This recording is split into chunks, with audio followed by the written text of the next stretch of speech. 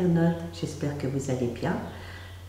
Donc pour cette semaine, vous avez choisi le sous-thème des lombalgies. Et votre première question est la suivante. J'ai mal au dos, comment savoir si c'est des lombalgies? Donc il faut savoir que les lombalgies, appelées aussi lumbago, c'est des douleurs au niveau des vertèbres lombaires. Alors, ces douleurs donc se situent entre le bas de l'extrémité inférieure de la cage thoracique et les fesses. C'est des douleurs qui irradient vers l'arrière des genoux. Elles peuvent descendre jusqu'aux pieds ou remonter vers la nuque.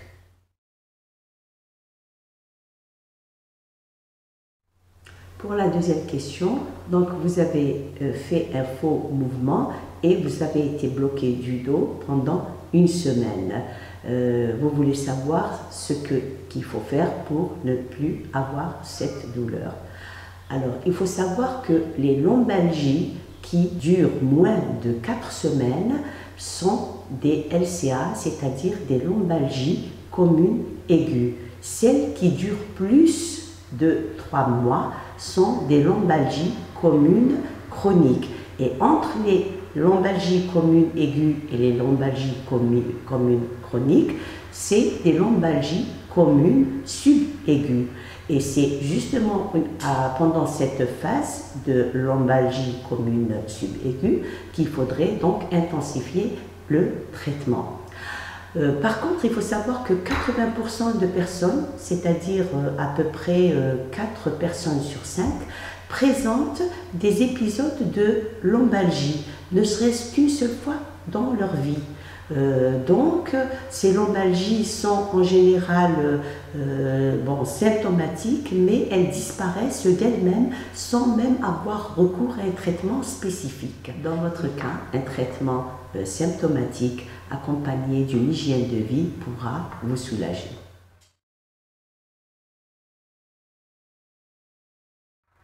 Pour la troisième question, donc vous avez mal depuis quelques années et votre médecin vous a dit que c'était dû à des images en bec de perroquet et donc vous vous demandez si c'est grave. En général, ces images en bec de perroquet sont des images radiologiques, ce sont des ostéophytes ou des excroissances des articulations. Elles sont retrouvées très souvent dans les cas d'arthrose comme donc dans les maladies articulaires d'origine dégénérative et elles se manifestent cliniquement par des douleurs qui sont calmées par le repos, une raideur de la colonne vertébrale et aussi des déformations donc articulaires. Alors ce qu'il faudrait faire, c'est suivre les conseils de votre médecin. Pourquoi? Parce que votre médecin pourra donc vous conseiller concernant votre hygiène de vie et bien sûr, à côté de cela, il pourra toujours vous ajouter un petit traitement symptomatique pour pouvoir vous soulager.